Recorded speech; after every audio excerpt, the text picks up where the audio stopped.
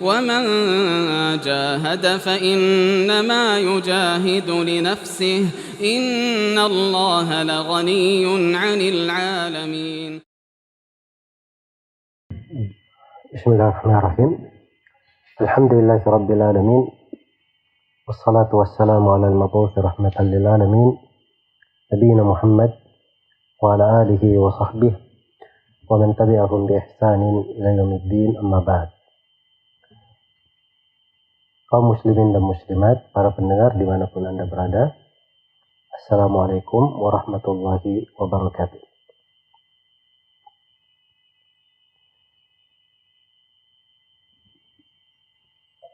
Di hari ini, hari Jumat yang kedua untuk kita semua di bulan Ramadan ini, semoga Allah Subhanahu wa Ta'ala selalu melipat gandakan pahala untuk kita semua pada setiap amalan salih yang dilakukan di bulan Ramadan ini dan menerima segala amalia Ramadan kita, dan semoga Allah Subhanahu wa Ta'ala melindungi kita semua dari segala kejelekan dan selalu menambah kita taufik, hidayah dan rahmatnya. Innahu waliyyu dzalika wal qadiru alaih. Ayat yang merupakan kajian kita di hari yang ke-8 ini adalah firman Allah Subhanahu wa Ta'ala di akhir surah yang agung, surah yang sering dibaca oleh Rasulullah SAW di berbagai keadaan, dan mana-mana yang terkandung di dalam surah ini banyak ditegaskan oleh Nabi SAW di khutbah Jumat beliau, sampai sebagian sahabat menghafal surah ini dari mulut Nabi SAW di atas mimbar. Ini adalah ayat yang terakhir di surah Qaf, ayat yang ke-45. Itu firman Allah Subhanahu wa Ta'ala, "Fadzakir bil Qur'ani may yakhafu wa'id." Beri peringatan dengan Al-Quran siapa yang takut kepada ancamanku. Awal surah Qaf wal Qur'anil Majid. Qaf dari Al-Quran yang agung, yang luas, yang lapang. Penjelasan tentang keagungan Al-Quran. Dan di akhirnya diingatkan bahwa peringatan dengan Al-Quran ini bagi siapa yang memiliki rasa takut. Karena itu dari ibadah yang agung yang Allah Subhanahu wa Ta'ala syariatkan dan dijadikan sebagai ibadah yang besar adalah rasa takut kepada Allah Subhanahu wa Ta'ala. Bahkan dijadikan sebagai syarat keimanan. Fala takhafuhum wa khafuni in kuntum mu'minin. Janganlah kalian takut kepada mereka, tapi takutlah kalian kepadaku kalau memang benar kalian itu beriman. Itu adalah syarat mereka yang ingin dijayakan oleh Allah di atas muka bumi. وَلَنُسْكِنَنَّكُمُ الْأَرْضَ مِنْ بَعْدِهِمْ ذَلِكَ لِمَنْ خَافَ مَقَامِي وَخَافَ وَعِيدِ. Dan sungguh kami akan membuat kalian berkuasa tinggal di atas muka bumi setelah orang-orang yang mendustakan Rasul itu dibinasakan. Itu balasan bagi siapa yang takut kepada kedudukanku dan takut terhadap siksaanku. Dan rasa takut ini pula yang menyebabkan seorang dilipat gandakan pahala dan diberi pengampunan oleh Allah Subhanahu wa Ta'ala. Innal ladzina yakhshawna rabbahum bil ghaibi lahum maghfiratun wa ajrun kabir. Sungguhnya orang-orang yang takut kepada Rabbnya bil ghaib, tidak ada yang melihatnya, tapi dia takut kepada Allah, atau dia tidak melihat Allah, tidak melihat Rasul, tapi tetap dia beriman kepada Allah, takut kepada Allah, maka untuknya pahala yang besar, untuknya pengampunan dan pahala yang besar. Allah Subhanahu wa taala berfirman, "Waliman khafa maqama rabbih jannatan." Bagi siapa yang takut kepada kedudukan Rabb-nya, maka dia akan mendapatkan 2 surga. Ya, jenjang yang paling tinggi. Nah, di surah Ar-Rahman itu disebut 2 surga yang paling tinggi, kemudian 2 surga lagi di bawahnya. 2 surga yang paling tinggi itulah yang dikatakan waliman khafa maqama rabbih jannatan. Bagi siapa yang takut kepada kedudukan Rabb-nya, maka dia akan mendapatkan 2 surga.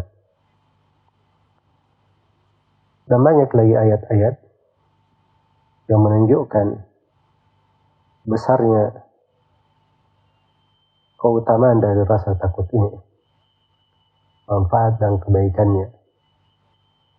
Al-Quranul Karim itu adalah sebab yang menyebabkan seseorang itu takut kepada Allah. Dari uraian-uraiannya, kandungan-kandungannya, itu dasar pokok yang hendaknya diperhatikan dari Al-Quran. Wa kadzalika anzalnahu Qur'anan Arabiyyan wa sarrafna fihi minal wa'idi la'allahum yattaquna aw yuhdithu lahum dzikra. Demikianlah kami turunkan Al-Quran itu berbahasa Arab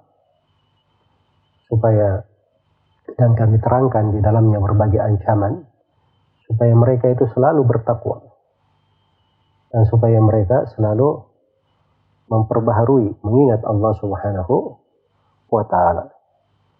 Maka itu adalah akhlak yang sangat agung dan ibadah yang sangat besar. Karena itu hendaknya bulan yang agung ini membuat rasa takut kita kepada Allah Subhanahu wa taala semakin besar dan menyebabkan kita semakin dekat kepadanya.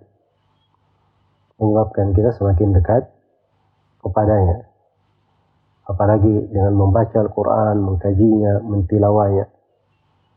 Ya, khususnya kita di tahun ini di kondisi melihat dunia seluruhnya menghadapi wabah yang tidak terlihat oleh kasat mata, tetapi menyebabkan kegemparan, kehebohan, melayangnya dari ratusan ribu nyawa dan membuat yang lainnya terancam.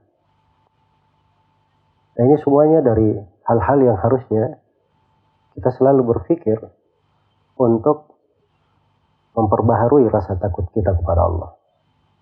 Dialah Allah Subhanahu wa taala yang maha mampu atas segala sesuatu, wa huwal qadiru ala an yab'atsa 'alaikum adzaban min fawqikum aw min tahti arjulikum aw yalbisakum syi'a wa yudhiqa ba'dakum ba'sa ba'd. Dialah Allah yang maha mampu, qul huwal qadir. Dialah yang maha mampu untuk menurunkan adab kepada kalian dari atas kepala kalian, dari bawah kaki kalian, menjadikan sebagian dari kalian membahayakan, mencelakakan sebagian yang lainnya, atau sebagian dari kalian merasakan dari siksaan sebagian yang lainnya, saling berbunuhan, perangan. Dia yang maha mampu untuk melakukan hal tersebut. Maka kejadian-kejadian itu membuat kita semakin mengagungkan dan membesarkan Allah Subhanahu wa ta'ala. Kalau hari kiamat itu dikatakan dalam Al-Quran, ya ayuhan nasu, inna zalzalatas sa'ati syai'un azim, yawma tarawnaha tadhalu kullu murdi'atin amma arda'at, wa tada'u kullu dhati hamlin hamlaha, wa tara an-nasa sukara wa ma hum bisukara, walakinna adzaballahi syadid. Sekalian manusia, sungguhnya kegoncangan hari kiamat adalah suatu hal yang dahsyat.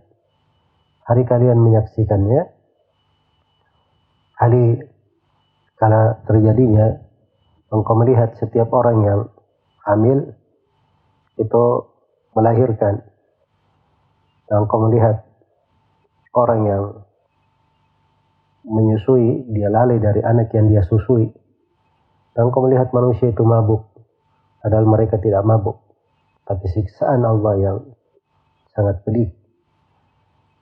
Kalau hari kiamat seperti itu dahsyatnya, menghancam, mengguncang seluruh manusia.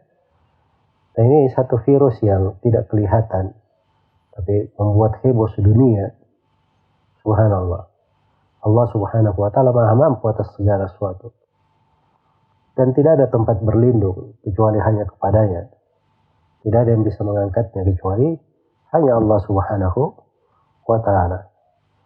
Rasa takut kepada Allah ini itu dimunculkan dengan keimanan kepadanya. Mengikuti jalan para nabi dan para rasul. Nah, para nabi dan para rasul itu di dalam ibadah mereka dia kumpulkan rasa takut, rasa harapan dan rasa cinta. Innahum kanu yusari'una fil khairat wa yad'unana raghaban wa rahaba wa kanu lana khashi'in. Sungguhnya mereka itu bersegera di dalam kebaikan. Dan mereka beribadah kepada kami dengan penuh rasa harapan dan penuh rasa takut. Dan mereka adalah orang yang khusyuk kepada kami. Kemudian dari faktor yang menyebabkan seorang itu takut kepada Allah, dia banyak membaca Al-Quran. Banyak membaca hadits-hadits Rasulullah. Kemudian mengambil pelajaran dari kebinasaan umat-umat yang telah dibinasakan. Terus berjalan di atas muka bumi. Melihat dari tanda-tanda dan kebesaran Allah. Sehingga dia dengan melihat langit dan bumi bersilih gantian siang dan malam, dia berkata, Rabbana ma khalaqata hadha batila, subhanaka fakina adzaban nar. Wahai Rabbku, tidaklah Engkau menciptakan semua ini sia-sia. Maha suci Engkau ya Allah, jagalah kami dari siksa api neraka.